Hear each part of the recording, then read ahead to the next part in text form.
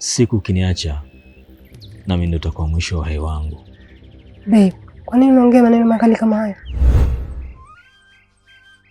Kipenzi, unaanza nini? Nawaza siku ukiniacha nitaishi maisha gani mimi? Nimekuzoea. Kuishi mbali nawe ni maumivu ambayo sidhani kama naweza kuyastahimilia.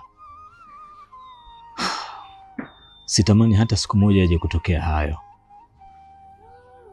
Babe, kwa nini unasema hivyo? Nazungumza haya kwa sababu nakupenda sana. Wewe ndio mwanamke pekee ambaye umeniridhia na hali yangu nilionayo. Wewe ndio nuru yangu. Wewe ndio mwangaza wangu. Wewe ndio kila kitu katika maisha yangu. Hivyo nina mashaka sana na hilo. Lakini tayari nimeshakwambia kwamba siwezi kukuacha. Kwani una wasiwasi gani?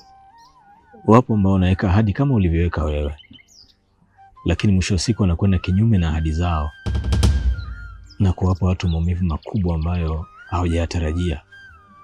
Siku ukiniacha, amini, nami ndio utakuwa mwisho wa uhai wangu. Babe, kwa nini unaongea maneno makali kama hayo?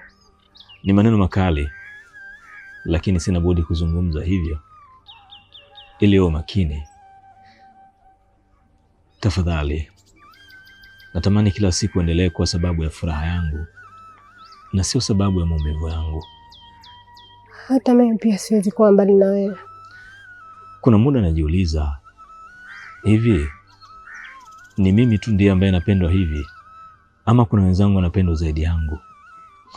Napata jawabu kwamba wewe kwangu ni zawadi ambayo Mungu hajaamua kumpa mtu yoyote yule zaidi yangu. Jukumu langu kwako ni kukupenda. Nakupenda. Nakupenda pia. Asante sana kipenzi. Nafurahi zaidi kusikia hivyo.